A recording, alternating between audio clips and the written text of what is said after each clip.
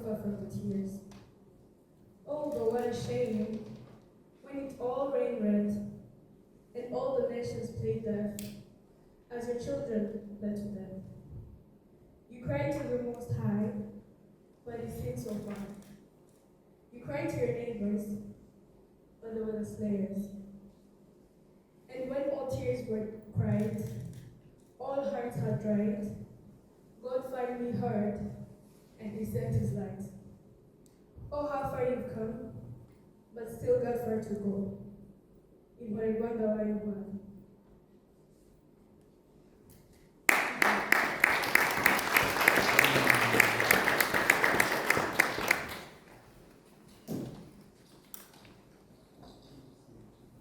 The rains in Rwanda.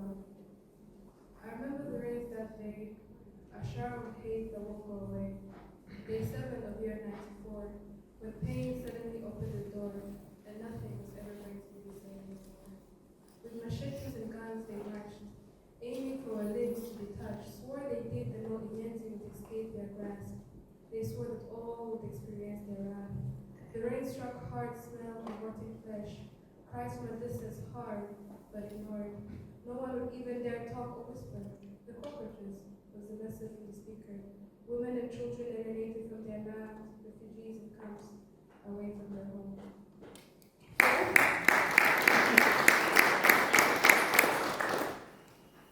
The African Holocaust had begun in Rwanda. It took a while for the world to ponder. The ones who had the power to stop kept quiet. They gave neither reason nor excuse for their silence. It was the rains in Rwanda, the day of war. But I can bet the world saw it coming. But none cared from the beginning, and so began the killing. Brothers and sisters turned enemy, neighbors turned into strangers. When will Africa come to rest and understand that we are one race, one love, one place, one breath? Let's have love and peace.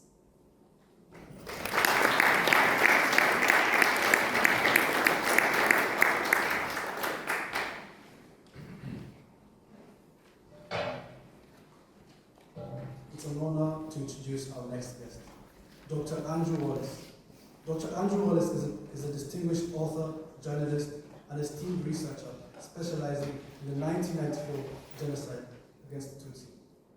His profound dedication to uncovering the truth and fostering understanding has brought invaluable insights into this dark chapter of history. Please join me in welcoming Dr. Andrew Wallace as he shares his profound expertise and perspectives with us.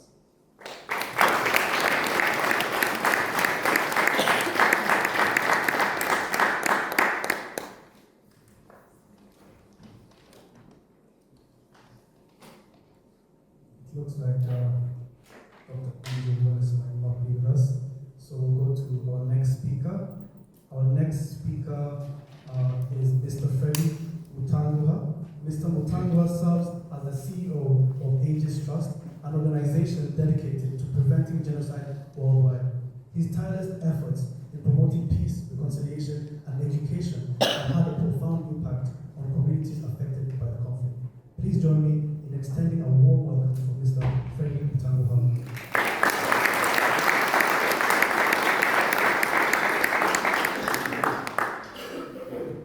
Thank you. Lord Lieutenant, Nottingham Chair, Excellency, High Commissioner, all dignitaries here present, ladies and gentlemen. One of my responsibilities to run the Kigali Genocide Memorial. It's one of the more than 250 memorials we have in Rwanda that shows the extent of the genocide that happened in 1994. All the time, giving testimony is part of my work. All the time I want to give testimony. It's always new for me.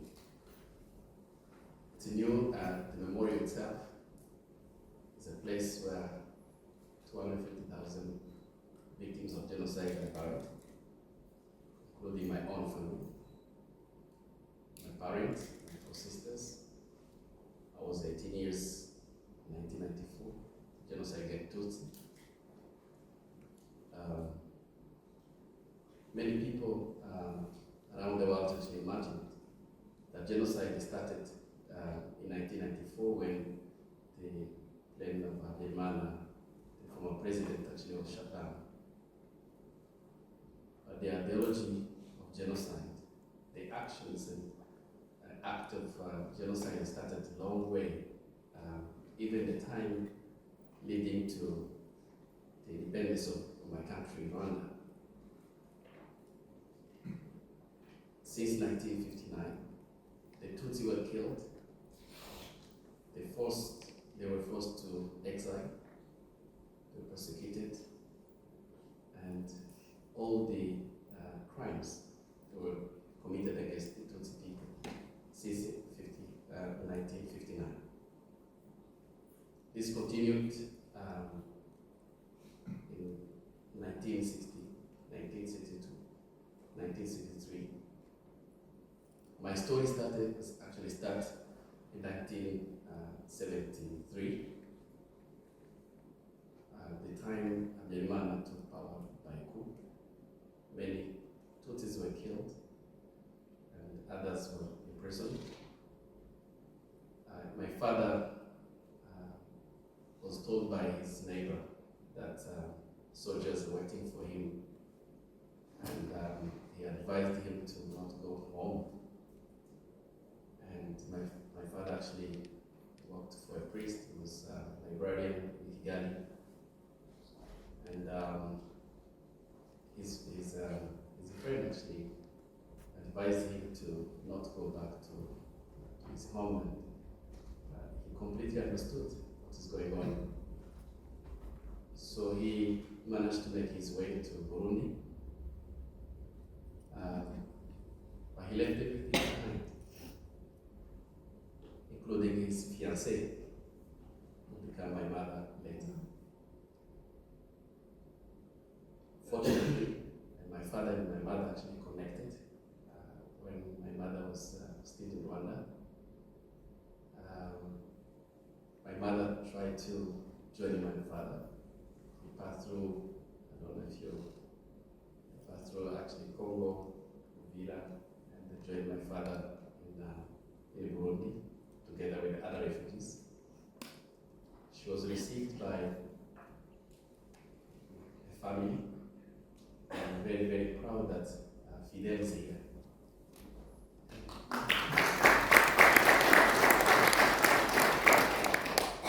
His family received my mother because she didn't have anyone else from her family to receive her. His family actually organized a wedding with my father. And Fidel's mom, she was my grandmother, of course. And so my father and my mother married. I was born in 1976. Unfortunately, my father died with a car accident 2 years later. I was born, but my mother was pregnant with my sister. And the life became difficult. And it was really, she didn't have, she was admitted to teach in the primary school, but having a baby, pregnant, having family, it was very hard for her. She decided to come back to Rwanda. It was very hard. But she tried to negotiate. That part I don't know, because I don't know how it was negotiated. It was really very hard for refugees to come back to Rwanda, but somehow she managed to come back. We went to live in Gihugu, where she was born. I stayed with my grand family. In 1981, she got married. She remarried again, and we went to live with my stepfather and his family. Together they had 4 children, my sisters, and we grew up together. I didn't know what was going on, but I've seen my mother being taken and arrested all the time because she was always accused to be Inyenzi because she came from Burundi. And all the time there's problems and all the times there's anything that need to be accused to the Tutsis. She was the first one to be arrested, put in prison. She could spend like 1 or 2 a week in prison and then come back. I didn't know what was going on. My father actually, my new father, tried to hide actually what was going on. And she used to tell me, he used to tell me that your mom will come back, and so many things that happened at school, and that was the story. What I'm very proud and really I'm happy with, he didn't teach us about hatred, because this is really hatred that was going on to our families. I knew the Tutsi and Hutus problems when I was at school. My teacher, her name is Natalia, she's still alive. And she used to make us to stand up. I was in grade 2. And we could actually stand up. That was not a problem to stand up. But the comment she used to make, that you're cockroaches, you're snakes, you're enemies of country, we feel humiliated among other children. And that was going on, really. That was an objective to show that we are not human at that time. I would go back home and I tell my mother, give her a really hard time, asking her why she chose to be Tutsi. But she was really, she didn't have any answer to me. But that was very, very hard for her.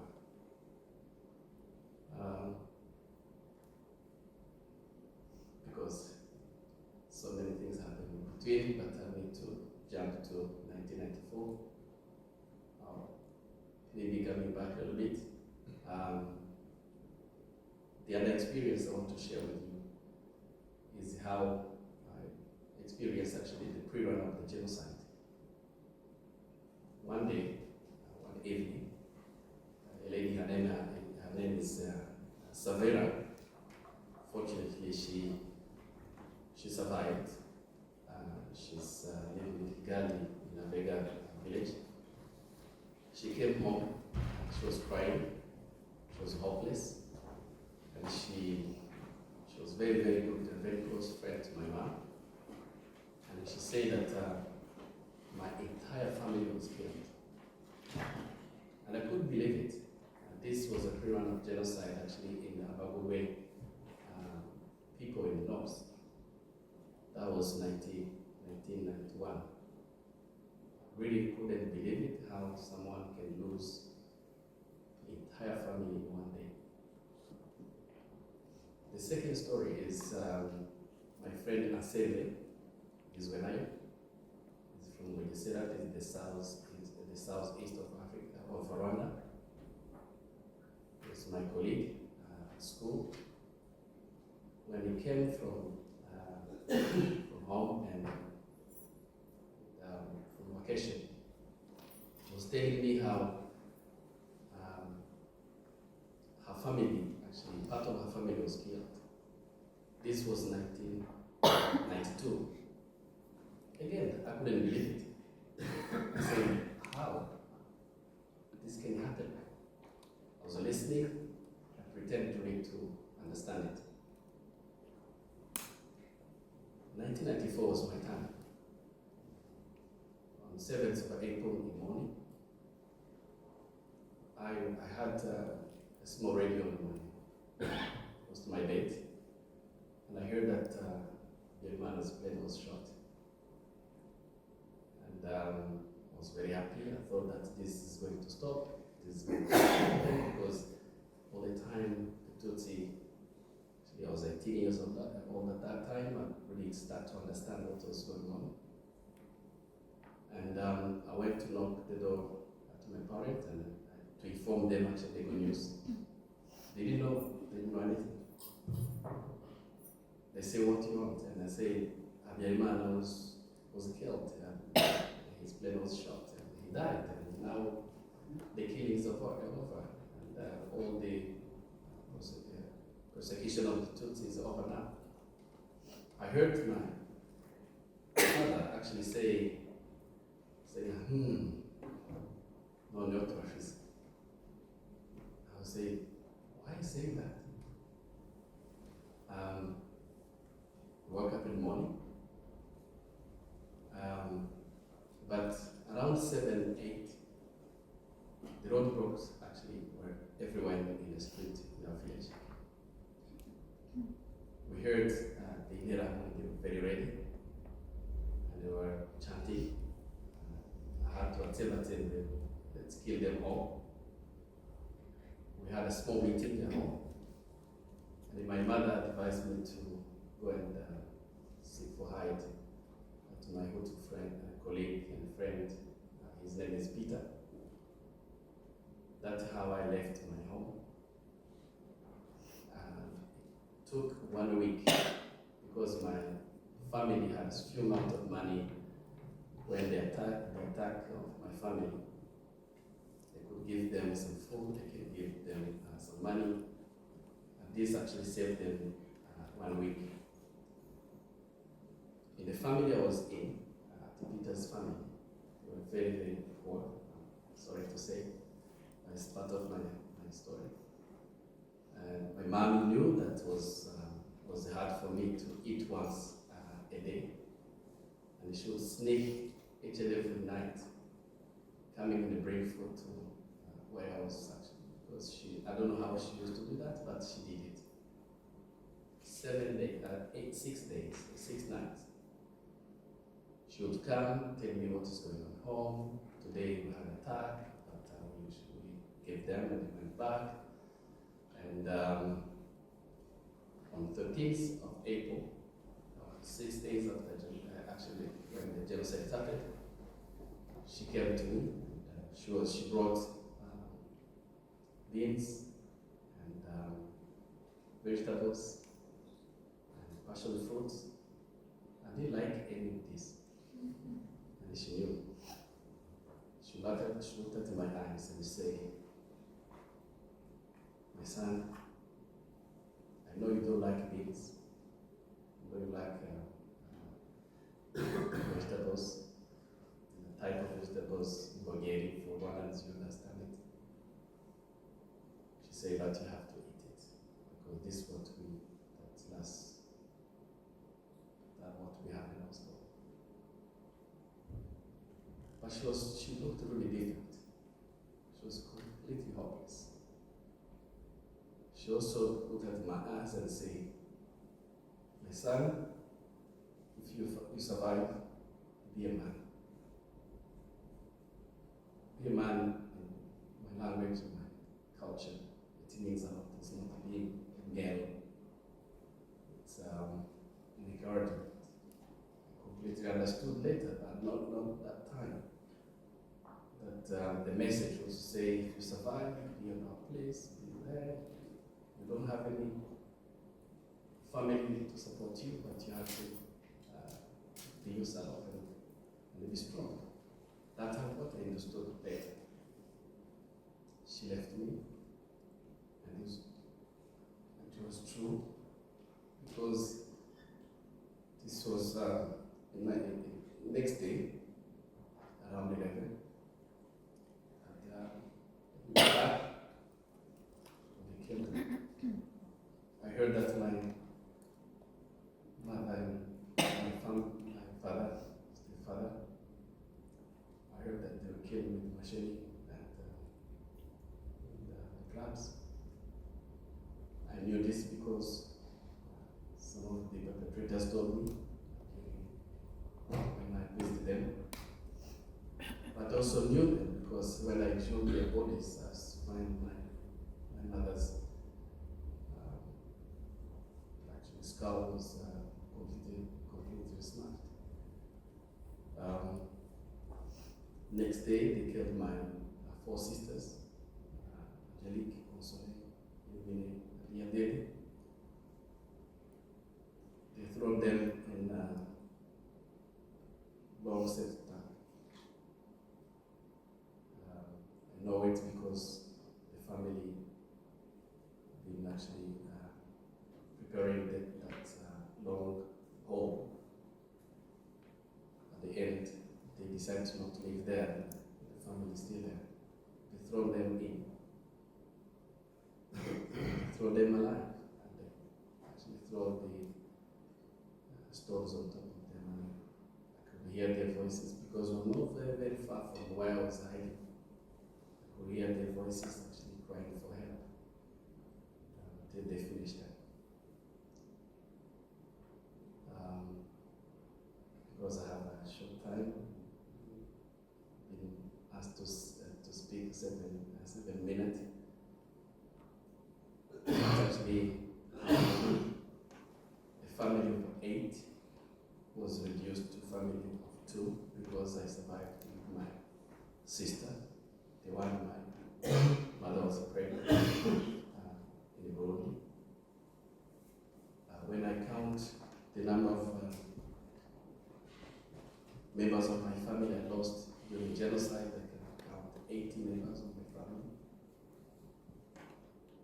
But I'm still a man. I'm still a man, as my mother said. What a lesson I got from here. The lesson is that genocide was predicted. We had enough warning signs. But as I know, the international community looked away. They left us in the hands of killers till we lost more than 1 million Tutsi in my country. Another lesson is that the world do not want to get to learn from the past. The situation in Rwanda is very unique.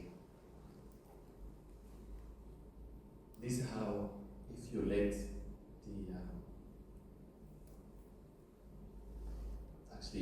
the ideology to, and then things become normal, people get killed, things become normal, people get dehumanized, all the steps, and you leave it until genocide happens. Even your neighbor can come and kill you. We have a lot of cases. My friend Albert was his mom killed actually 8 children of actually her 8 children. Albert survived because he escaped. If you let everything normal, all the signs, all the warning signs, you let them, even your family, your own mother, your own father, can kill you. But another lesson that the world do not learn, we are now facing how people really fail even to call it genocide and Tutsi. And this is very simple because, of course, we get that point that our neighbors kill our neighbors. They were not killed by Congolese, Burundians, and others were killed by our neighbors. So call it genocide against Tutsi. It's because Tutsi were targeted. And this actually, we have all the documents. We have 1991. This was a time that Habyarimana put up a commission called Bibutse Commission. And that commission actually, 1992, the beginning of 1992, it was very clear was the enemy of the country. It was an enemy that needed to be targeted. The enemy that needed to be eliminated was a Tutsi.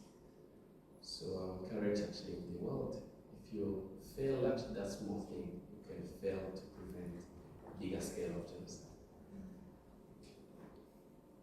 So the genocide against Tutsi is a lesson to the world, it's a lesson to survivors, it's a lesson to all of us. everybody's will be sick today. I can give testimony because I've seen what happened to my family. I've seen what was going on in my country. Can you imagine that? Even those who were not born yet, they also have testimony. Yes, they have a story to tell. I would like to invite my friend Kevin, who today surprised me that when he said Kevin, I didn't know, but when he told his family, and I know very well his family, I was really surprised. But at the same time, we are older generation, but the younger generation was 27 years old. He has a story to tell. Thank you very much for listening to me, and thank you.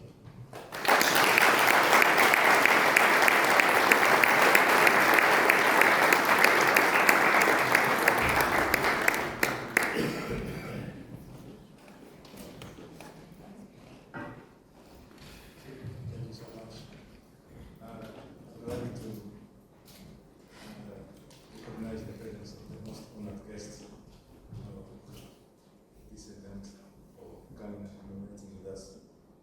I would like to thank the Lieutenant, Your Majesty, and Your Excellency, our Chief High Commissioner of Rwanda, and all of you guests, most honored guests.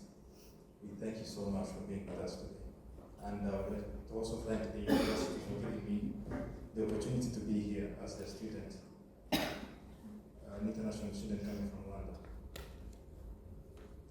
So just like my uncle actually, Freddie was saying, we grew up seeing some pictures like this one's behind me. I was born in 1997, 3 years after the genocide. So I don't know anything about what happened in 1994. But all I knew is that in my great-grandmother's house, who's still alive today, living in Mumena, people who are from Rwanda, they know the place, we saw this man grab the tennis, and we could see pictures of Karamoe to Philip. And surprisingly, they never used to enjoy Christmas for some reason. And then we asked ourselves, what's wrong? Who are these people that keep stealing the pictures? And then we realized that this was the husband to my great-grandmother on one of the sides of my grandparents, and this was also her husband. And actually, surprisingly, he was killed in 1963, and his wife was later then killed in 1994. He's also part of the video that you're going to be watching later on. And these are the people now who were killed in 1994. So this is Benoit. Benoit was the son-in-law of Karamoe Philip. And he had 7 children, so 4 of his children were also killed in the genocide. So these are the pictures of the lives that we don't understand, some pictures that we fail to notice. We were looking at people and asking our parents, who are these people? And we could get, unfortunately, sad reactions from them. Sometimes it's just a stare, other times it's just a break into their faces. What I'm here to say is that, luckily enough, maybe when whatever was happening to them, they never thought that they're going to be having descendants. They never thought that they're going to be having children. And here I am today. So what I'm trying to recognize is that the efforts of people like my uncle, Freddie, and my mother, and all the other survivors, that not only took it for themselves to share their testimonies and to write books about it, it is how I'm able to learn about these atrocities that happened. And today when I'm working in my country, in my ID, I identify as Rwandese. There's nothing that shows that I'm a descendant of a Tutsi or a descendant of a Hutu. I'm just Rwandese, which is something that we celebrate a lot, and we thank God for it. So the effects of reconciliation that we will see later in the video of Albert are efforts to be recognized. Because in our education system today, there's no one telling me to stand up because I'm this or I'm that. I am just a student, just like any other student. And today when I go home, I'm able to enjoy my country with my classmates, with everyone. Because all my education before I came here was in Rwanda. And there was no one that we could look at and we say, oh, this one is coming from this, or this one is coming from this. when we are playing football, playing basketball, all these things that we do together, there is nothing that shows us that we're any different from each other. Regardless of how our past is, today, thanks to God and thanks to the efforts of people like Freddie and my parents, we have a future. So for this reason, I would like to celebrate everyone who has come here today to commemorate with us. And yes, we will keep in memory of what happened, but we look forward to what can happen in today's time, when a country that was once divided now decides to get united and recognize the efforts of everyone present here. Thank you so much for your time.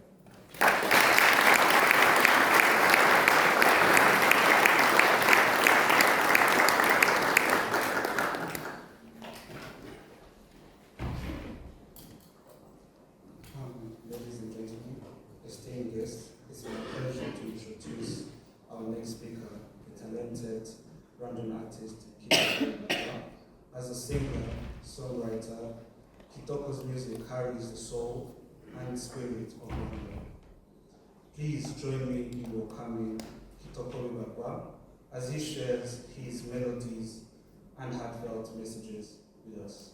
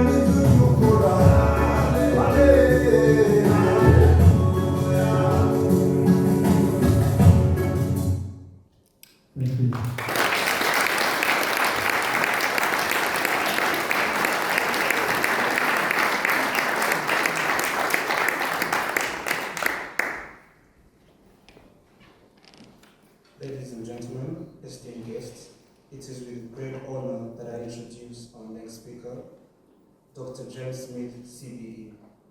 as the founder of Aegis Trust and Life President of National Holocaust Center. Please join me in extending a warm welcome to Dr. James Smith, CBE, as he shares his profound insights and commitment to building a brighter future.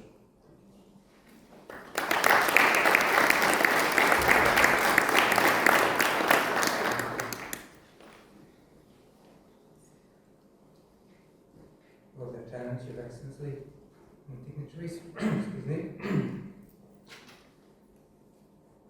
and friends, when Freddie was hiding and listening to the cries of his sisters, I was a junior doctor. I just graduated, grown up in a mining village in North Nottinghamshire. In Ollerton, those of you know it, and we moved to a little village in the countryside, Laxton. And our family was building, as you heard, thank you, our family was building the National Holocaust Center. We're not a Jewish family, it's another story, why we were building a Holocaust memorial. But it was intended to be a warning from history. And then, as the weeks and months unfolded from April 1994,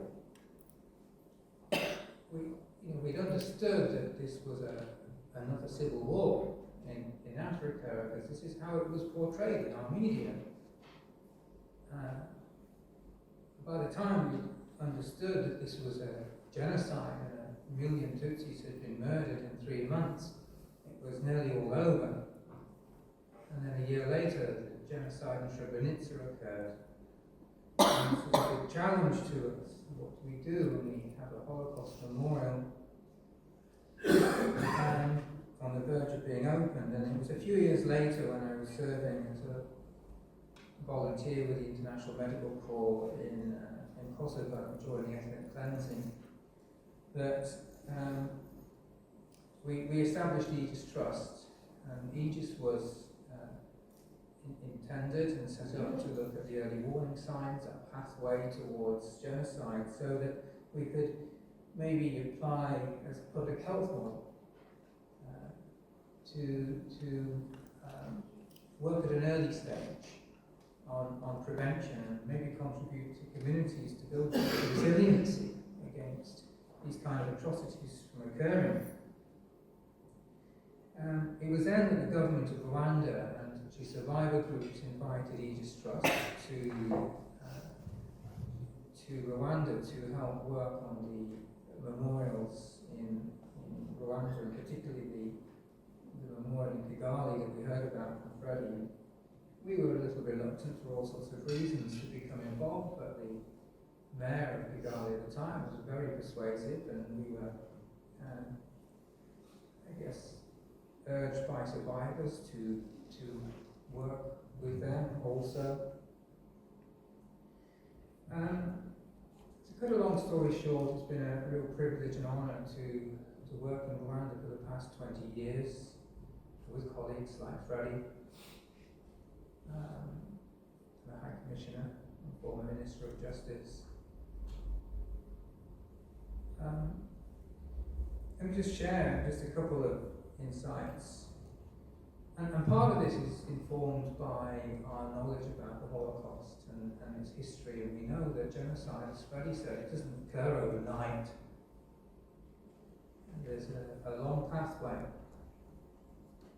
What I began to learn was that part of that pathway had been initiated during the colonial period from ideas that had originated in Europe, and including in this country, when race scientists were constantly measuring noses and skull shapes. This was in the 1920s and 30s.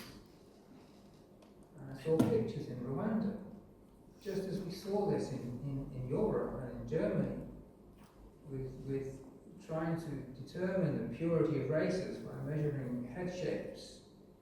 The same anthropologists in the same decade were in Rwanda doing the same, dividing communities. And the ideas that came out of Europe. You know, we've heard of anti-Semitism. Where that word comes from is a Semite, because there was a myth that Jews were descended from one of the sons of Noah, Shem, where we get the word Semite from.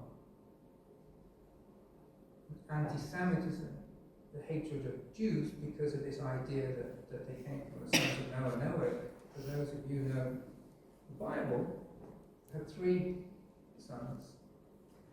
Another son was Ham.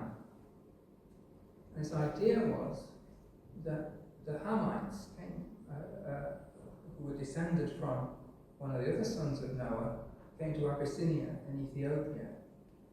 These anthropologists decided that the Tutsis in Rwanda were Hamites. And this Hamitic myth that was just made up was started to be taught in the schools, which is why we end up with teachers asking little boys to stand up and girls to stand up, calling them cockroaches. Why? Because they don't belong. And this is one of the key lessons that we learn from the Holocaust or from genocide. It's about who belongs and who doesn't belong. Whenever you have these ideas, you are beginning on the path that could very, very quickly lead into a situation that Freddie found himself in. And these roots can linger for decades, as they did in Rwanda, and those seeds were sown. And then they get manipulated by politicians and by the media, and that was another parallel between what we saw in Nazi Germany and in Rwanda was the hate media and the propaganda, dehumanizing, blaming and scapegoating. The final parallel that I would just say is that we also see after events of the Holocaust and genocide, we see denial, and we see belittling, and we see comparisons, and just in the same way that the Holocaust was compared to atrocities of the communists, and this is still an idea, by the way, in Eastern Europe, is very much alive, to say that there was 2 genocides and that people were just reacting against the Jews because of communism. And we see that today in relation to Rwanda, and it's widespread, including by journalists and academics in this country,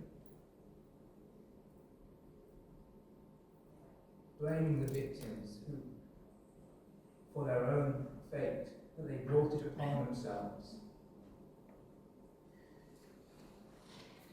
The final thought I just wanted to share with you is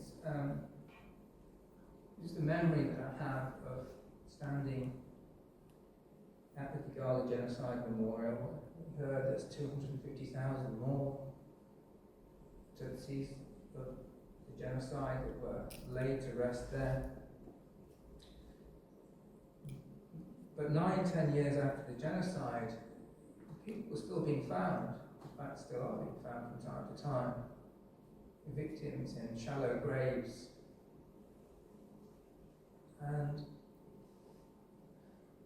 I remember, in April, it can rain very heavily, and standing at the side of these mass graves when young survivors, Freddie's age, imagine 20 years ago, and some of them in their early 20s and 30s, heaving coffins with the remains of 10, 20 people, with a look of bewilderment in their faces will never leave me.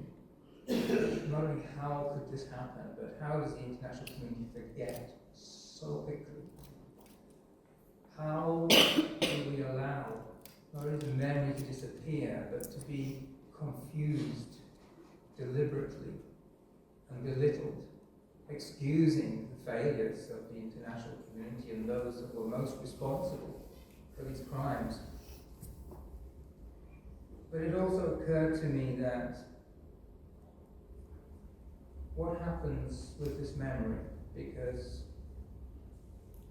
we know around the different parts of the world that memory of atrocities can be used and weaponized against another group. We see this especially in the Balkans. Even today, the wars in the 1990s are on the verge of occurring again because the memory hasn't been dealt with as it has been in Rwanda. It's still used to accuse and inflame. And that's why I asked Freddie if he could work with the Rwanda Education Board and the Ministry of Education to work on a peace education program so that the memory of the genocide could be used not to divide, but to foster critical thinking and empathy and values of personal responsibility. Because children of survivors and children of perpetrators, Kevin's age, they have to live together with this legacy. It's a personal legacy because neighbours were killing neighbours often because of the incitement and the fear.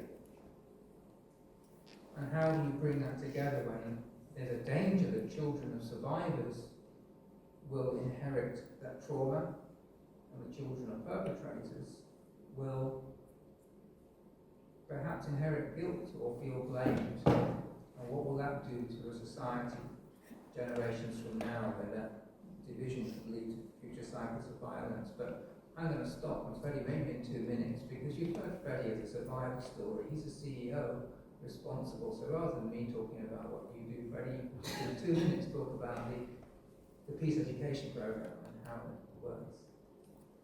So, okay.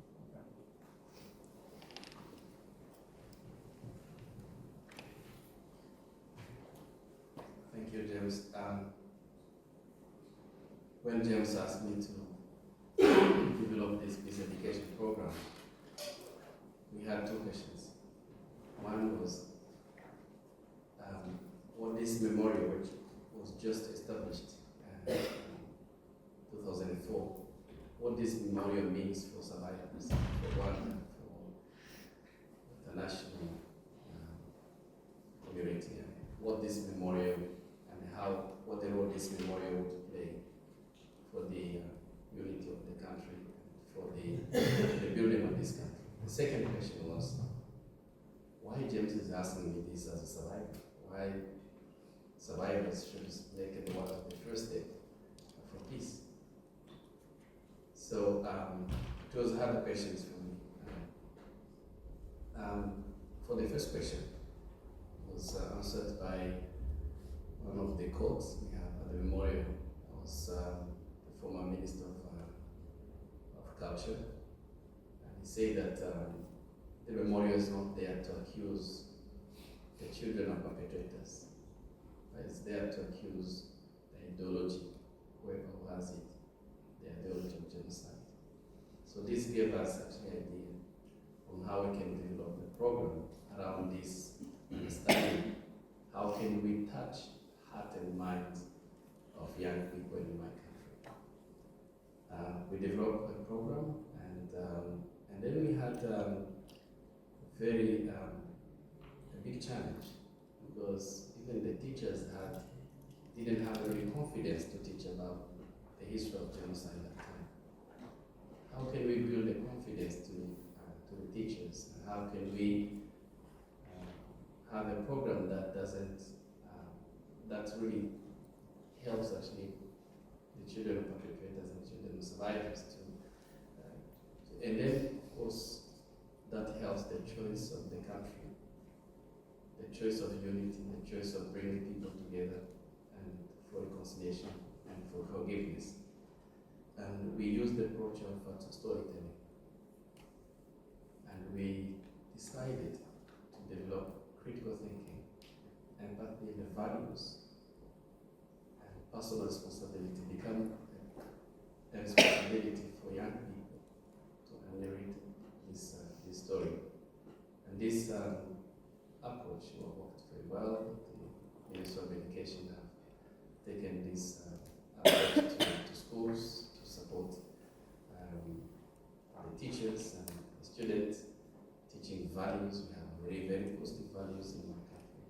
That really help actually to go through our own story by using also the storytelling approach. There's a Canadian that used this analogy that you can't judge someone's personal story. And he said that I will tell you my story. What you do with it, I don't know.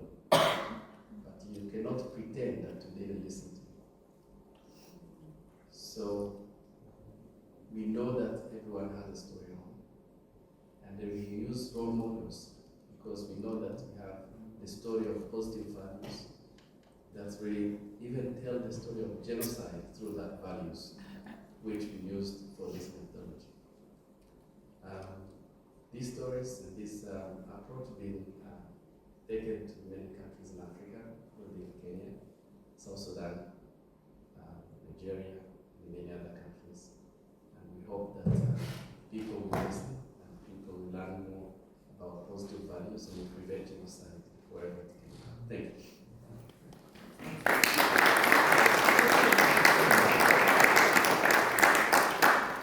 We're going to watch a film now, and just before it starts, I just want to emphasise how unbelievably profound it is that survivors can decide to sacrifice the anger and the desire for revenge and hatred for the sake of the future of their country and their children.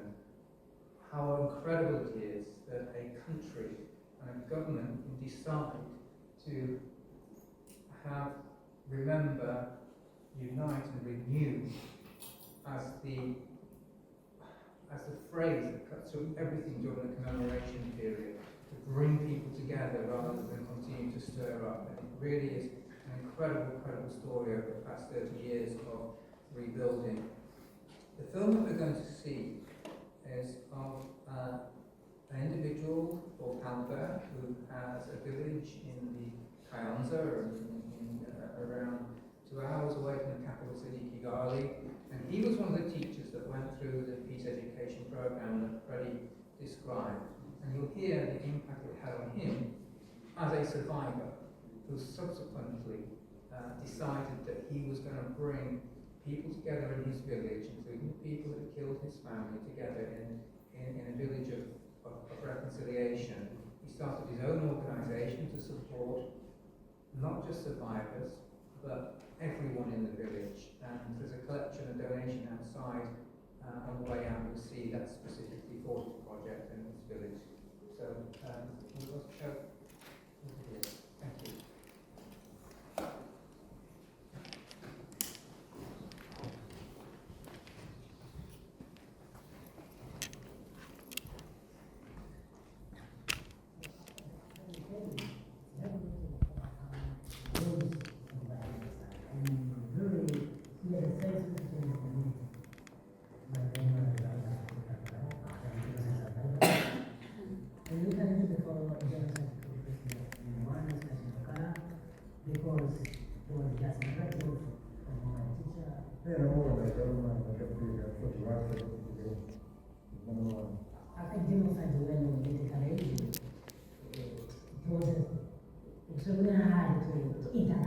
I saw him as a perpetrator who was involved in the attack in my family and the family. It was not easy. It took time to make the journey of reconciliation, but it happened. The powerful survivors' stories stand as a testament of the power of hope and keep our memories alive to what really happened. Nottingham stands with survivors of genocides against Tutsi and will continue to support them and their families. We will never forget the horrors of the 100 days and will keep your memory alive in our city. Nottingham values its cultural diversity and we value everyone who has made our city their home. We welcome students from all over the world and provide a peaceful atmosphere, places to enjoy their stay, education and their professional development. We push back against racism, misogyny, anti-Semitism, discrimination and denial of past genocides, including the Holocaust and the genocide against Tutsi. Rwanda today has turned a chapter through unity and Sorry, I'm dry. No. Reconnaissance. It's the Commonwealth. Thank you. It is this Commonwealth nation in office. We have had so much to learn from the resilience. William in Rwanda today represent the majority in Parliament. Absolutely amazing. May the memory of the victims inspire our commitment to ensure a better and a safe world for all people. Nottingham City stands with you in this important effort. Thank you.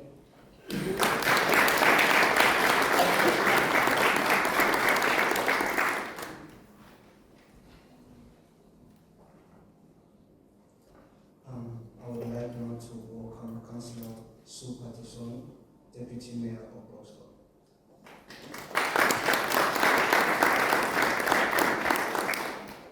Lord Lieutenant, Rwanda High Commissioner, ladies and gentlemen, we gather to remember the 1994 genocide against the Tutsi in Rwanda.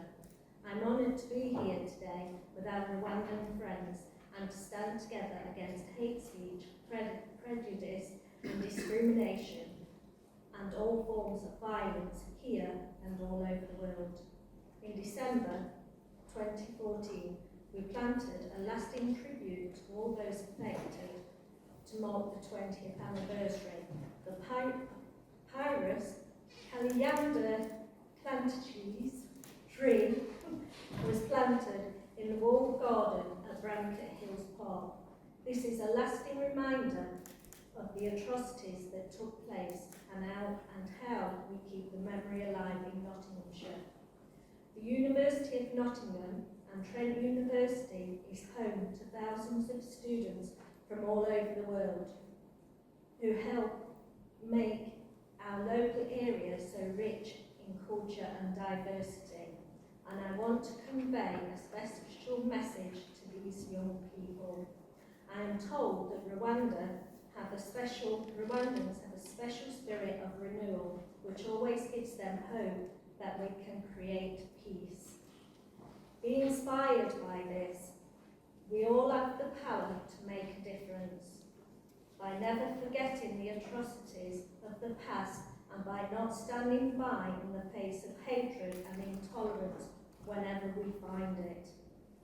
You are our future and you can help us make this difference. Rwandan spirit of renewal gives us hope that our diverse world can reconcile again.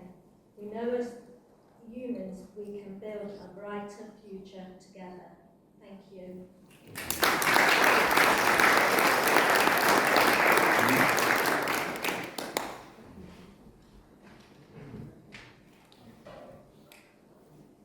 There's a poem that's about to be spoken by a young person from South Africa called Tumi Mathibako. South Africa played a crucial role in supporting Rwandan scholars after the genocide. They provided scholarship, educational opportunities, and resources to help rebuild and educate the system in Rwanda. It's a powerful gesture of solidarity and support. I will now welcome Tumi.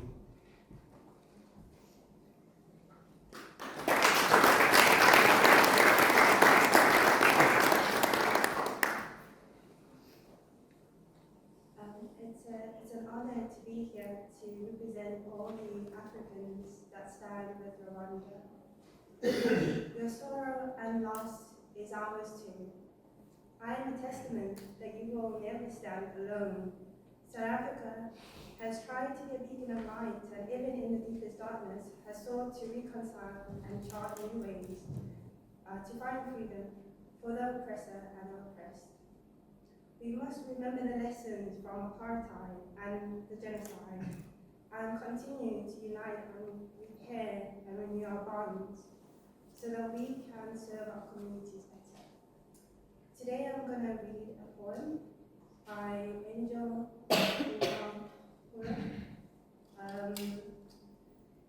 She is a survivor of the genocide. Some of you might know of her works. She is an actress, a poetess, She has performed on international stages like TED and the African Union Summit. And today I've only made one amendment to this poem, Distinguishing Sisters. Once upon a time, we sang one song. We danced one dance, and we got along. Once upon a time, we intertwined, we wined and dined, and we were just fine. But when unwanted guests joined our fest and changed our beat, our feet got lost in a rhythm of extreme divinism. Suddenly we lost the meaning of patriotism and brought into the notion of barbarism. When we did this, we lost. When we did this, we lost. We lost when we forgot that we were one people. That's when all of our good turned to evil. We lost when we forgot that we share the same culture, yet we are targeting our own like with a vulture. We lost when we forgot that we spoke the same language, yet failed to understand each other. We lost when we forgot that we were brothers and sisters, and so we lost so much that we lost ourselves, allowing the living world to become a living hell. We lost so much. We lost 1 million of our own.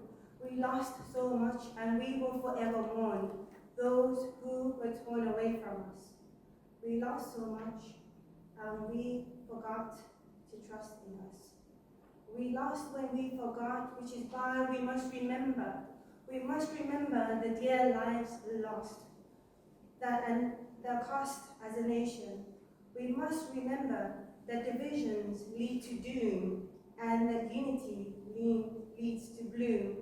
So beware of even the harsh conversations of divinism, even in the comfort of your own living room. We must remember to tell the whole truth about our history, without leaving holes of hatred for those who hear us. We must remember to find the ideas of segregation and focus on unity to rebuild our nations. And we must remember to be the defenders of value and not the offenders. Because only together can never again truly be never again. And so we must remember that we lost when we forgot, that we sang one song. We must remember that we lost when we forgot, that we danced one dance. We must remember that we lost when we forgot, that we intertwined, that we wined and dined, and we were just fine. We must remember that we lost when we forgot, that we were one people. And we had the power to do good instead of evil, which is why we must remember, not just in April, but December to December, we must remember that our Rwandese is who we are at best, and any less is just a hobbiness. We must remember not to forget, lest we neglect the lessons so harshly learned. We must remember not to forget that we lost when we forgot.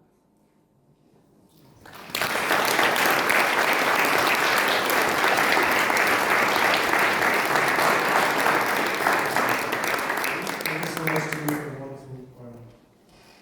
It's with great honor that I introduce our next speaker, the Lord Lieutenant of Nottinghamshire, Professor Veronica Pickering. As a representative of His Majesty the King, Professor Pickering embodies a legacy of service, duty, and respect for all communities. Her presence here today reflects the solemn commitment of Nottinghamshire to remember and honor the victims of the genocide against the Tutsi. Please join me in extending a warm welcome to Professor Victoria Veronica Pickering as she shares her reflections and stands in solidarity with us.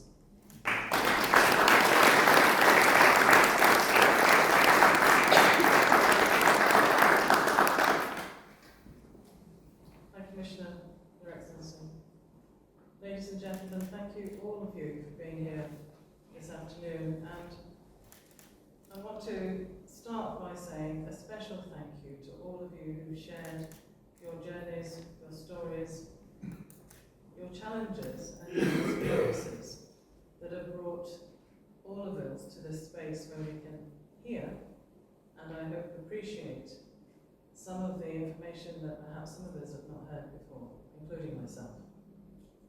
Thank you for sharing, and thank you for teaching, and thank you for suffering, because this is not this is rather a very difficult situation.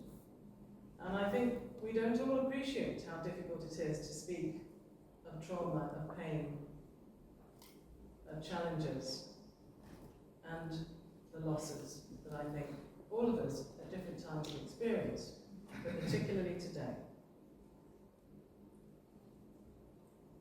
Today marks the 30th anniversary of the tragedy and the pain and the slaughter of nearly 1 million people. That we have heard. But today also marks a journey that we have all been on by listening to some of this story over the last 30 years. But until you're in the space where you hear exactly what people have experienced, you don't always store it and keep it in your memory. And for me, personally, this is something that I'm clearly also storing in my memory. And having that memory is part of the journey towards, one, supporting each other, but two, carrying the memories of those who we have lost. With our children, we can speak about this now. With our students here, we can speak about it now. But particularly with our communities, we can help them to speak about it in a way that perhaps we wouldn't have before. So these days like this, which are really significant opportunities for all of us to share and learn, are incredibly important. I'm honoured and humbled to be here, not just as an African, as a Kenyan, but also as the King's representative. And I really appreciate the work that Andani, you have done over many years, and I know we shared some of that in the past. But not just you alone, you have worked tirelessly with not just the universities, both of them, but also with the council and the city structures to be able to maintain and work towards having a base to be able to do your work. All of this background work is extremely challenging for the individuals who are trying not just to say what I've said to you today, but also to maintain a base to be able to educate others. And educating others is primarily the reason I think that you are here. You want to make sure that we continue that work towards building peace, to build better friendships, and to build better and stronger communities.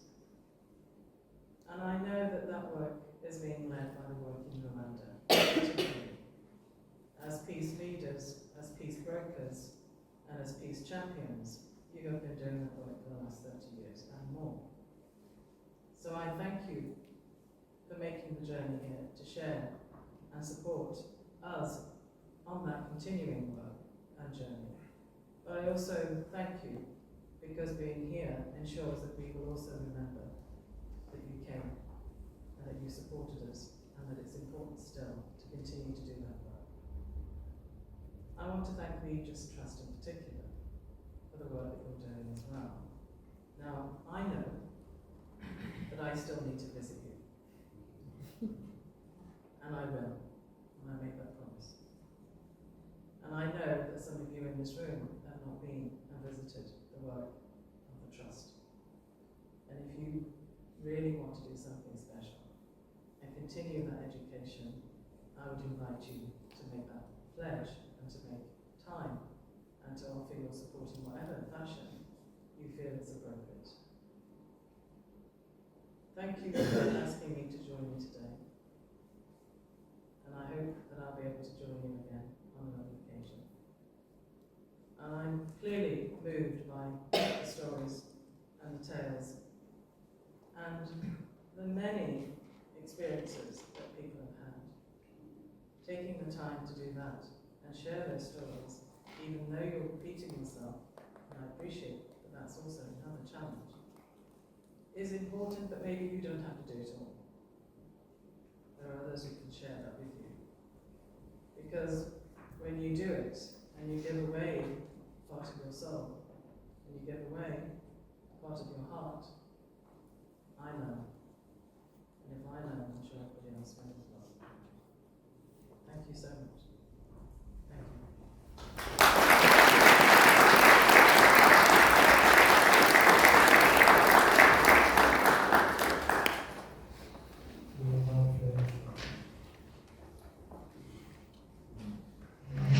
This is Rwanda today, a country transformed over the past 30 years. This new Rwanda has been forced out of the ashes of the 1994 genocide against the Tutsi, an event that shocked the world. Our story offers a warning of what can happen when political leaders preach division and hatred triumphs over humanity. But it also tells us what can be achieved when a determined people fight together for unity and reconciliation.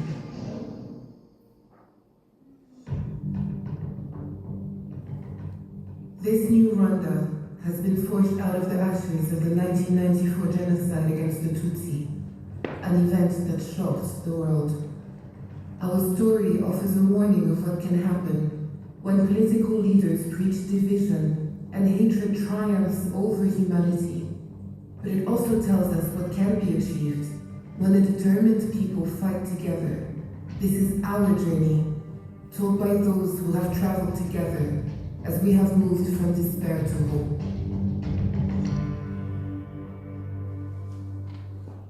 For much of the world, Rwanda first existed in 1994, and yet our story starts long before this. Before colonialism, Rwandans had a rich culture, one language, and the people were united around their own organic form of governance. This all changed when colonial powers chose to control Rwandans by ethnicity, creating division and conflict where none had existed previously. This division grew into hatred and violence, culminating in the genocide against the Tutsi, where over 1 million people were murdered in 100 days.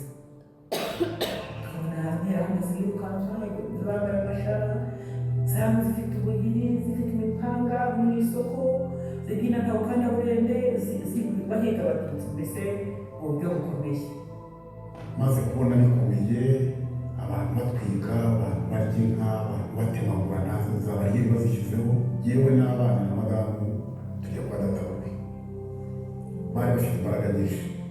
Abo bana rero bahamaze iminsi mike, hanyuma musaza wa madamu se wabo ufite imwe na se n'abandi b'abavandimwe babo nibo bafashe iya mbere, nta wundi wivanzemo, abajyana muri Nyabarongo barabaheka baragenda babata muri Nyabarongo barangije barataha.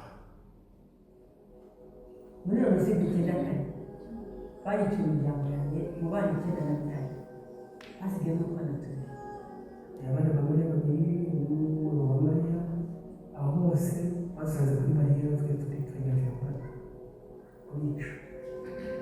Abagabo bacu babazamuye mu ngo bagira ngo tugende tujye kwirinda, ariko bo bazi igihe bagira ku mugabo wanjye kuba ari kuri lisite bahita bamutsinda ngaho haruguru y'urugo gato, barabarashe bamurashe amasasu, umwana w'umuhungu w'ibishwa mbaye hano uyu.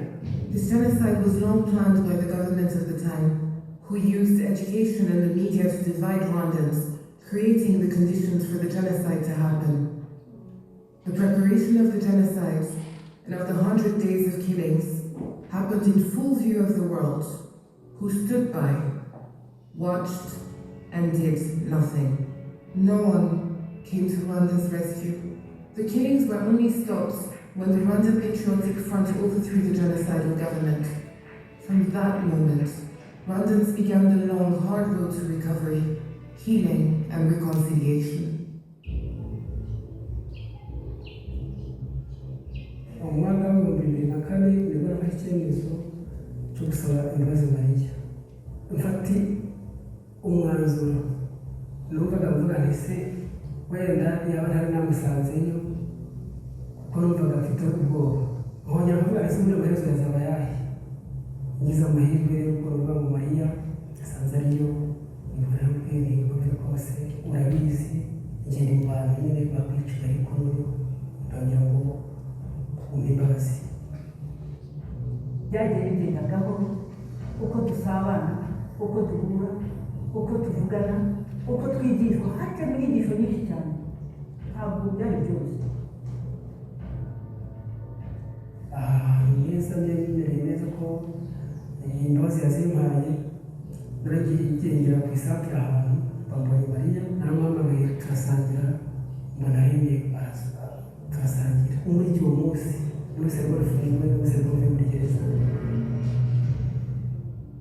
To heal the wounds of a nation where neighbors killed neighbors, and even some family members turned on each other, the new Rwanda had to find a way to deliver justice for the victims, which could manage the scale of the crimes, and could also heal the torn social fabric of our society.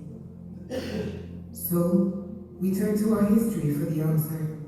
We set up Gacaca tribunals, a traditional form of community justice where citizens elected inyangamugayo, men and women of integrity in their communities, who heard almost 2 million genocide cases.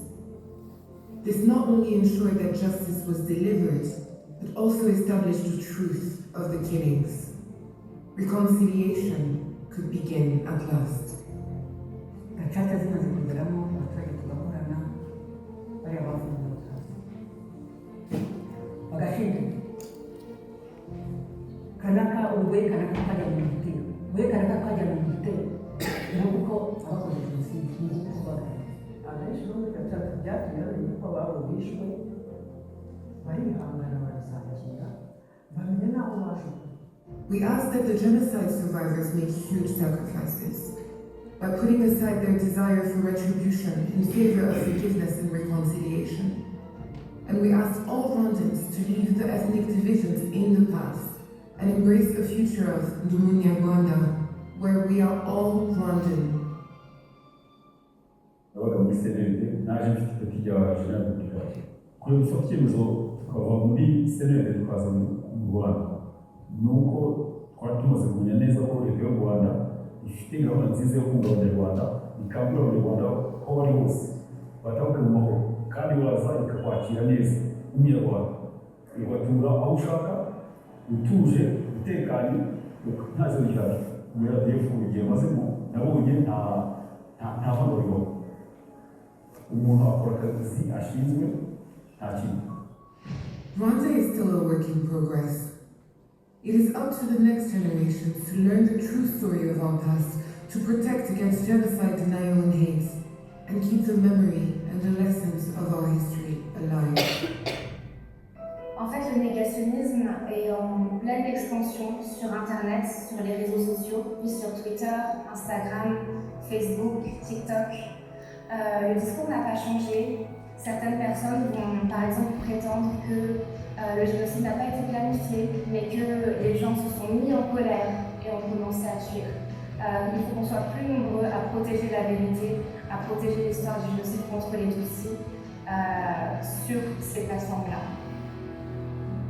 We have made progress across every sector, creating a secure and ambitious country which offers opportunity and hope to all Rwandans. byanditse ni byinshi nyuma ya jenoside yakorewe abatutsi umwana rero ukabona buruse kwitaruye n'ukwande ndi umukobwa ukora mu bijyanye n'ubuvuzi ndetse nkaba ndi no muri siporo kandi byose nkabikora neza. Rero umwana w'umukobwa icyo namubwira ni uko turashoboye muri rusange ibyo twajyamo byose dushoboye kubikora neza ndetse turanahagarariwe hirya no hino kugeza ku mudugudu turahagarariwe n'ijwi ryacu rishobora kumvikana. For our friends around the world, We thank you for continuing to stand with us and ask you to share Rwanda's story and what we've learned about division and reconciliation at a time when the world seems increasingly more fractured. Rwanda's experience is one of unimaginable loss, but it is also the story of a people determined, of resilience, of sacrifice, and of rebirth. Rwanda today is proof that out of the depths of despair can come great hope.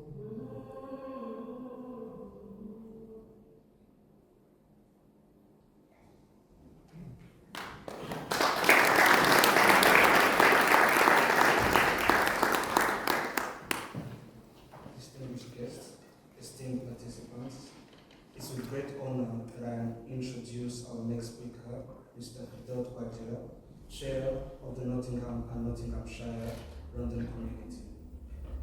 His presence today underscores the profound significance of this gathering. Please join me in warmly welcoming Mr. Fidel Kwajira as he shares his invaluable perspectives with us. Thank you.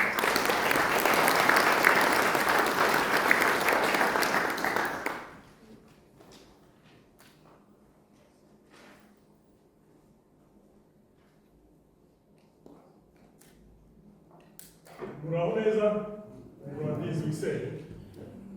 Good afternoon or good evening. My name is Fidel Twagira, the chairman of Nottingham and Nottinghamshire Rwandan community.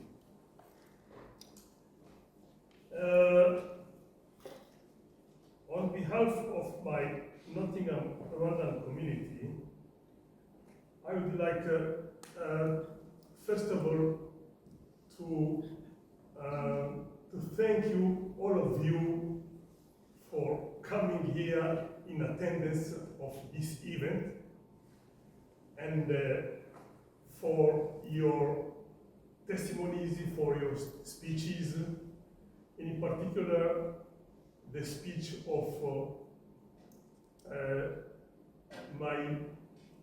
he's almost my nephew, Freddie Mutarangwa. He shared with all of us his history and the connection of my family. And his this story that he shared with all of us took me in a very strong emotion, because when his family in Burundi, in Bujumbura, has been hosted by my family, I was almost around 18 years old. And I know everything about what he told you. And so the reason why it was very, very tough for me when he was talking about this, it was something very important for me, and the reason why I am considering him as my nephew is that even his sister, he grew up in my family in Kigali. She was among the family, my sisters, my brothers, and she was with she called my mom grandma. Until she married, she used to live with my family. So you can understand with which emotion he provided me, Mr. Freddie. So all of you, I would like to thank you so much for your attendance, your participation, and your kind support in this special day is currently bringing us a comforting moment at a time when the survivors among us could be alone. Kwibuka is normally a time of remembrance and reflection on the dark past in Rwanda. However, today we are gathering here under the theme, Remember, Unite and Renew. We remember more than 1 million Tutsi who have been killed in 100 days for who they were born. Following this horrible massacre in Rwanda, every single Rwandese family has suffered the loss of at least one life. Myself, I was born in Bujumbura, but during the genocide, I got too many information about my family members, my aunties, my uncles, my cousins who have been killed in Rwanda. So if we can ask everyone here among Rwandese, some of them, they lost even the entire families. So it's very, very sad when we talk about the genocide of Rwanda, because especially those the survivors like Freddie and others here, who were in Rwanda during the genocide. We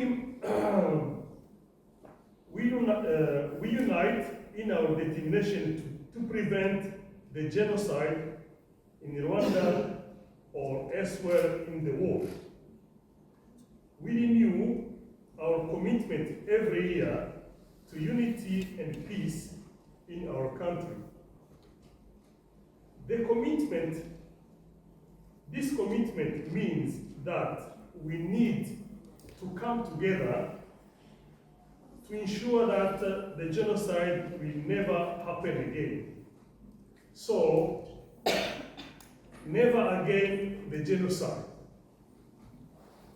I can end my speech by thanking a lot my Vice Chairman, Amdani Juma, who has worked a lot in preparing this event. I would like to be honest, seriously, to tell us, to everyone, that Amdani has been here to work on this preparation. At least 90% of what we have organized here has been done by Amdani himself. So thank you, Amdani.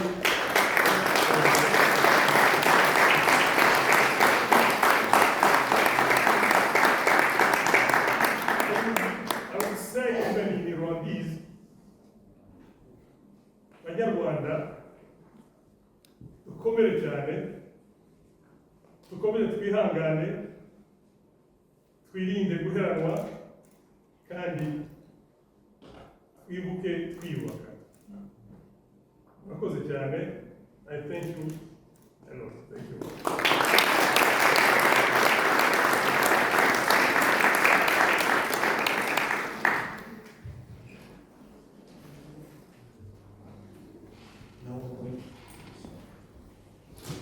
Now we're going to begin candlelighting ceremony.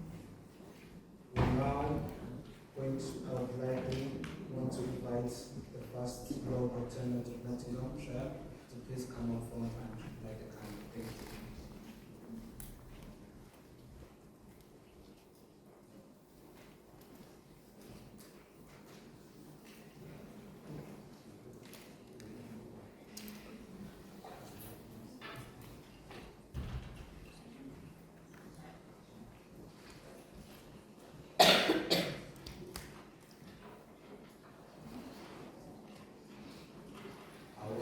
to welcome the High Commissioner to please come up front and light the candle.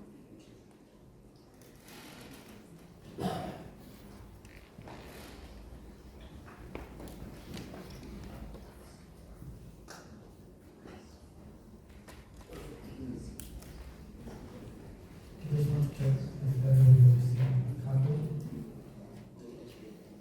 As you receive the candle, there should be a switch placed under the candle. If you may please light it up. I would like to first welcome the first row on my left. All the speakers who spoke today, if you kindly come forward, starting from the left.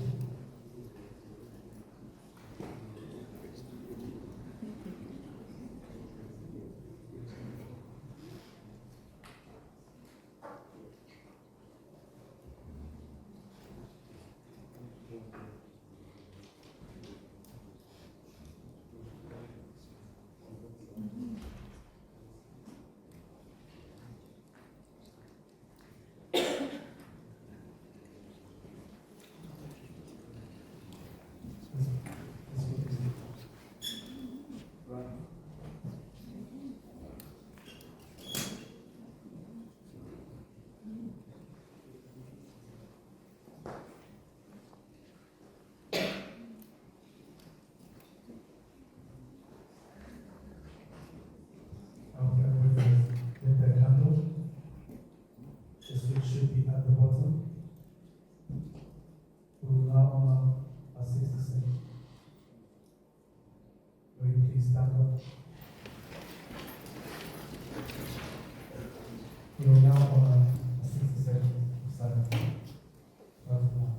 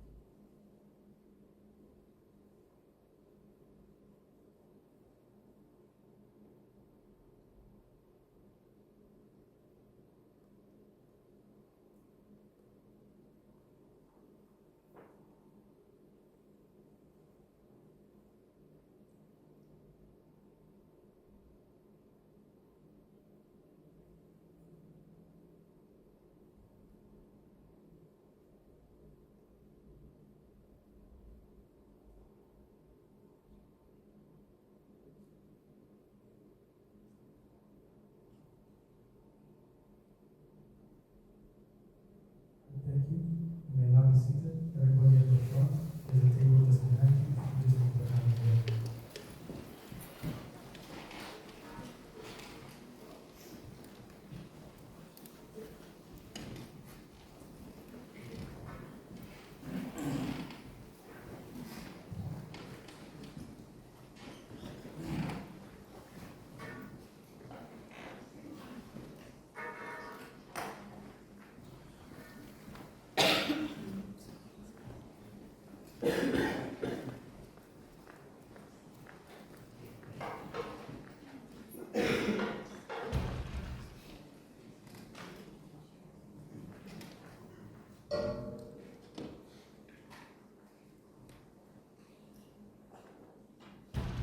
It is my distinct privilege to introduce our next speaker, His Excellency Joshua Musinde, the High Commissioner of Rwanda to the United Kingdom.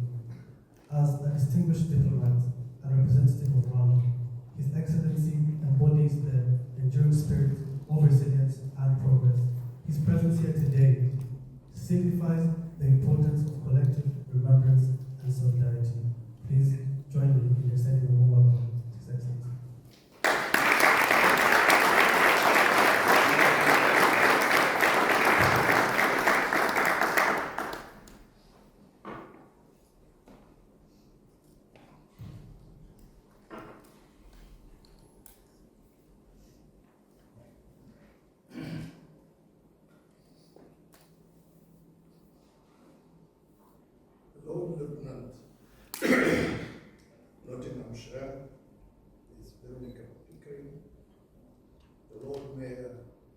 Nottingham, Councillor Carol Kula, Professor Richard MS, NTU, Professor Andrew Fisher, Vice Chancellor of the University of Nottingham, distinguished dignitaries, fellow Rwandans, ladies and gentlemen. You will have to bear with me, my voice is not very good. I think I got a cold yesterday, but I'll do my best. Permit me to express our deepest thanks to each of you for being here on this occasion at Nottingham Trent University. Thank you to those who spoke ahead of me. We gather here for the 30th commemoration of the genocide against the Tutsi.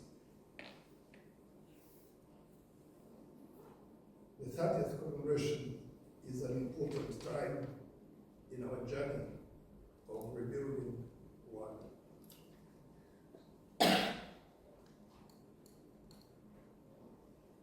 So I needed also to recognize the managers of the White Rose shops. I have been to the White Rose shops which supports this trust. And I want to recognize, I've been told that there are some of the managers here, or all of them. I want to recognize your presence. The 30th commemoration is a significant part in our journey. Why? The last 30 years, since 1994, are the first straight period Rwandans classified as Tutsi have lived their lives with no fear of being targeted, stopped, discriminated, killed, or denied any other opportunity for who they are. They are the first straight 30 years that no Rwandan of whatever background or circumstances has had to be required to identify by ethnicity. It is the first 30 years that the ethnicity card has played no role in our politics, in our electoral competition, in employment, in education, or anywhere else. For the first time, we have a generation of Rwandans who know that only their Rwandan identity is their rite of passage to do, to be, to achieve anything, or to reach anywhere. When I mention these things, people who have not lived our story probably don't understand it. Our ethnic identification, I'll mention it a little in a minute. Our ethnic identification was a license to either go to the right and be okay, or go to the left and be dead, or be discriminated, or be denied, or be battered, or be for a long, long time. The past 30 years also represent rebirth and the power of hope and commitment. In 1994, Rwanda was nearly obliterated. We could have opted to give up hope and resign to fate. But our struggle to liberate and transform Rwanda had never been downhill. So we chose the uphill task to rebuild our unity as our guarantor and the foundation if we were ever to rise. So this 30th commemoration is therefore also a testament that the foundation of unity resulted in incredible resilience. And here we are, giving me double water.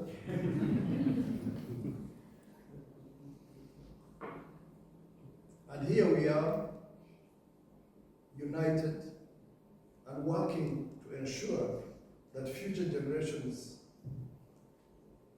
will protect and expand whatever we have gained. We are grateful to Freddie. He didn't make a speech. He narrated bravely a horror he personally experienced during the genocide. During the genocide, if you heard him well, survival was a daily, scary burden. Each day, one last week did not mean that they have survived, did not give them happiness. Each day one lasted only meant that death was coming the next day. And this would be the situation for 100 days. Those who died on the 80th day survived 79. But for them, there was no life until death. Those who survived, they were not sure they were going to survive. Even when they were told that you are now rescued, nobody will hunt for you again, nobody is going to kill you.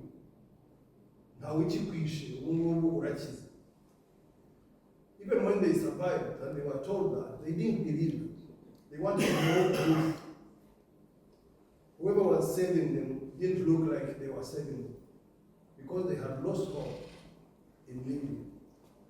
So survival in a genocide, when you see a genocide survivor, always understand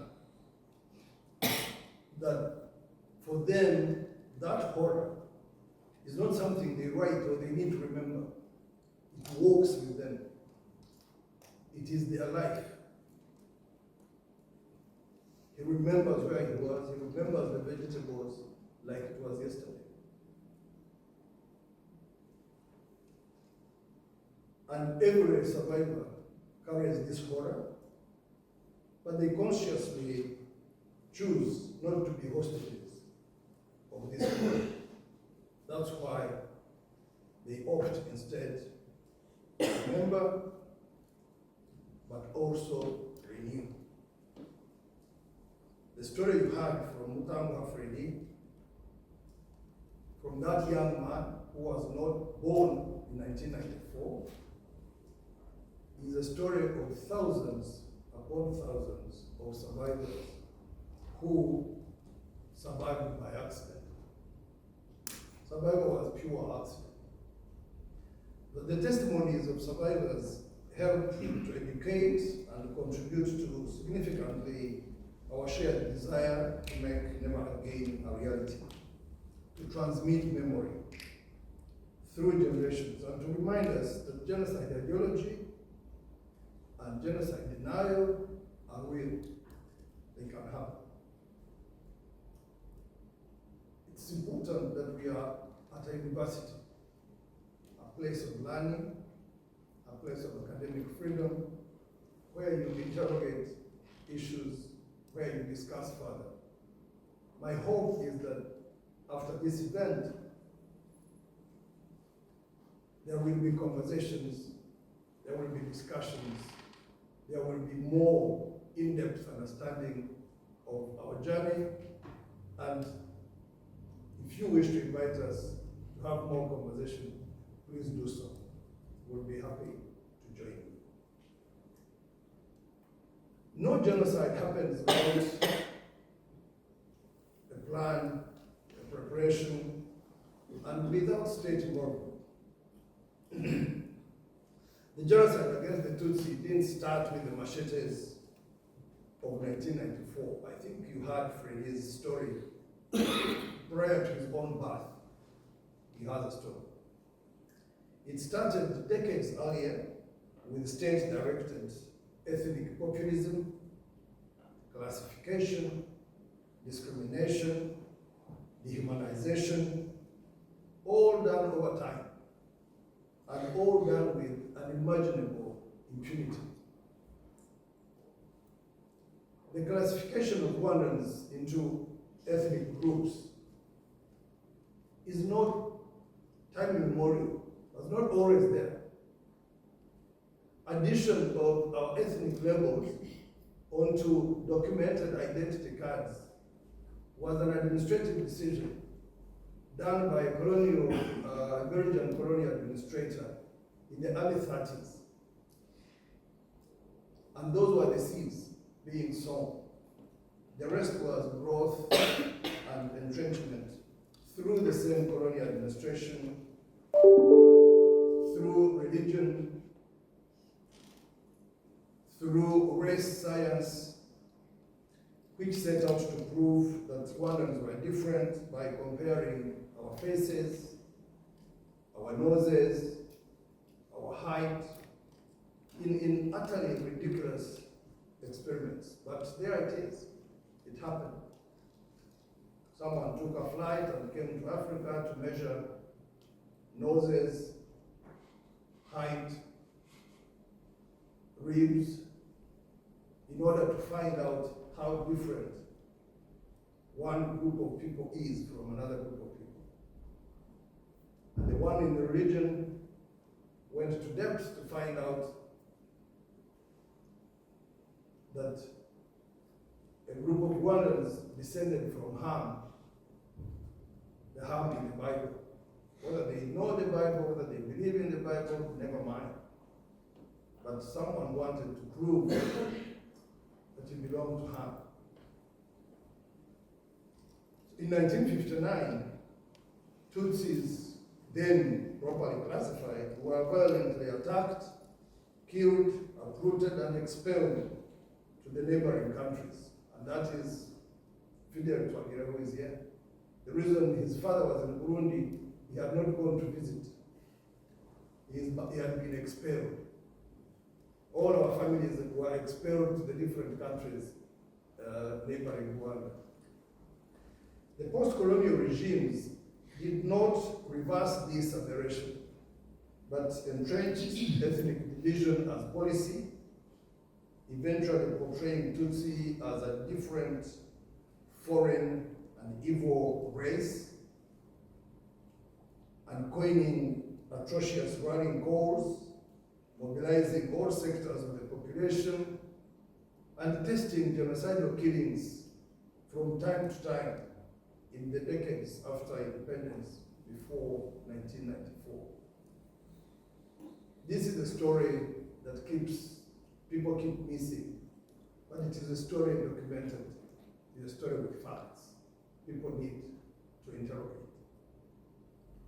In the lead up to 1994, lists of Tutsi families to be, and individuals to be killed were drawn up, militias were organized, quantities of weapons were imported and distributed to citizens, and in records, in speeches, in delivery times, they were called tools for work. So genocide was put in the category of things to do, work. If I wake up from my home and I go to do some work, genocide was put in that category. And indeed, people went to kill in the morning and came back in the evening, had their dinner, had their shower, slept well, and woke up in the morning and went back for 100 days. The genocide didn't happen at night. It didn't happen under cover of darkness. It happened in broad daylight. People knew who they were killing, and they told them, and they knew them.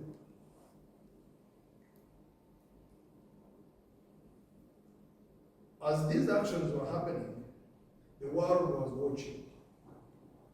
This is another thing for academics to keep interrogating. The way we can be alive and watching and something like this happens. The international community was at all times represented in Rwanda at the many levels of representation. Before and during the genocide, the United Nations was on ground with forces which were seriously slashed, reduced to about 250. The Security Council in New York continued to debate about what's going on in Rwanda. Whether it was a genocide or not a genocide was a debate that took a long time. So the genocide, which began on the 7th of April 1994, was a planned, systematic, government-sponsored undertaking. It had been planned and tested for decades. Over 1 million people were murdered in 100 days in a genocide that was planned, that was preventable or stoppable once it started. Many Rwandans and other people resisted the call to genocide. There are many Rwandans who resisted, who hid other people who were targeted. Some of them paid the ultimate price for that courage. Some were killed. Rwanda will forever remember them and honor their courage. Some were Rwandans, some were not Rwandans. A generation later, Rwanda is transformed and rejuvenated. Rwandans are focused on staying together, united, being accountable to each other, and thinking of ourselves as a people with a tragic past, but importantly, with a future to build. The justice solutions we resorted to post-genocide were drawn from our culture. The Gacaca, which you saw in the documentary that was shown, is a cultural dispute resolution system which allows for timely, truthful, inclusive, and restorative justice, where community mediation seeks out the truth and facilitates reconciliation and forgiveness. That is the reason we pursued Gacaca. Sometimes people are told that we went the way of Gacaca because the classic courts could not handle the amount of work. That is true. The classic courts would have required 100 years plus. But that's not the only truth. The other truth is that the classic courts would never give us these outcomes. They wouldn't. If anybody knows anywhere a classic court has given us all these outcomes, we would like to know. Our economy is growing. There is progress in healthcare, in education, in gender equality, in life expectancy, in literacy rates, in women representation, and other things. And Rwanda is safe. Safe for Rwandans, and safe for all other people, wherever they might come from. Our justice system has come of age and is very much in charge of protecting the rights and freedoms so painstakingly secured. 30 years on, though, we still have challenges, not least genocide denial and genocide suspects holed up across the world, and some in countries we are closely allied with. Genocide perpetrators who were able or had the connections found refuge around the world and established genocide denial criminal networks. You will often hear or read about misrepresentations of the genocide against the Tutsi as tribal killings. Someone will dismiss them as tribal killings. They are in the backyard of the world, in the African continent. Tribes can kill each other, so these are tribal killings. They were not. It was a genocide against the Tutsi. Some will call it the Rwandan genocide. It's not a Rwandan genocide. Genocide has a target, has who is targeted and who is targeting them. So the Rwandan genocide certainly does not fit the bill. You will also hear disingenuous claims about another genocide and so on. That vagueness is not innocent. It is called genocide denial, and it is the last stage of a genocide if you read. Perpetrators, their backers, and successors in title can't live with the crime, so they do whatever it takes to deflect it, hide from responsibility, or evade justice. We should collectively, you and I, always challenge genocide denial, and we should learn to differentiate between genocide denial and free speech.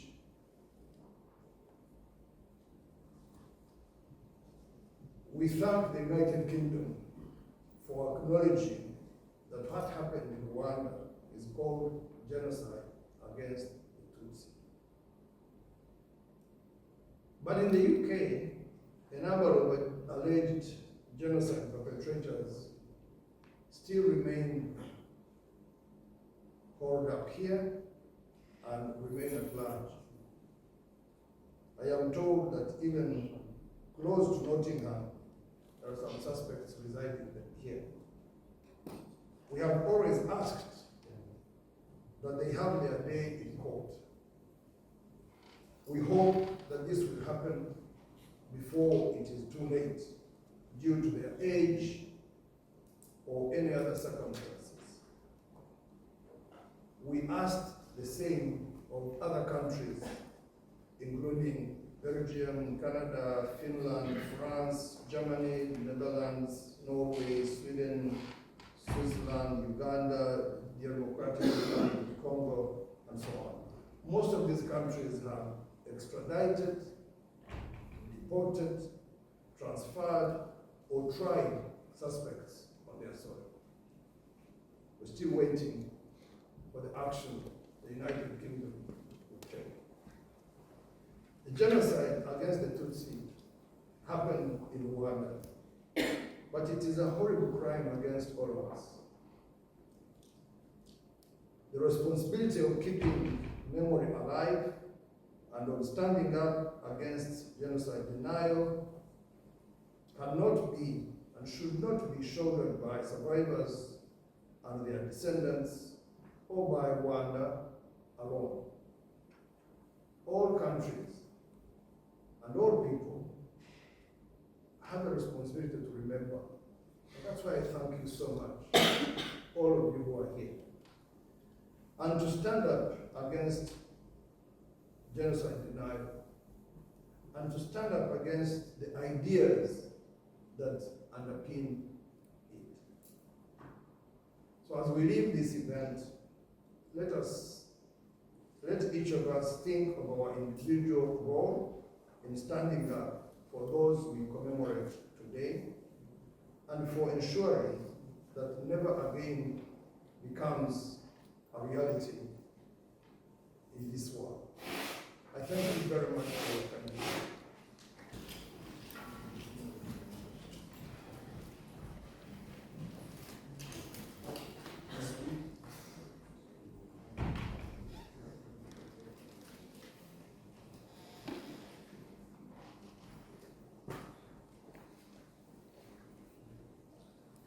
As we come to the end of this deeply moving event, let us carry forward the stories and lessons shared today. Our collective remembrance honors the resilience of the Rwandan people and serves as a beacon of hope for a future, free from violence and hatred. Thank you all for your presence and commitment to never forget. Together, let us strive for a world of peace and reconciliation. Thank you. Could you please all rise up?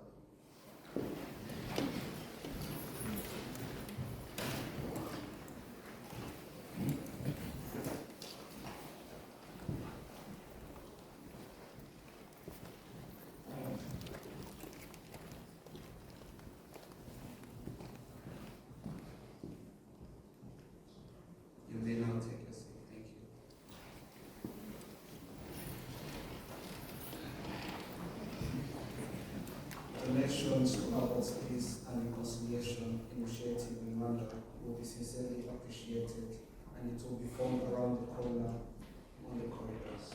Thank you. You may now proceed to the exit where you will be guided to your respective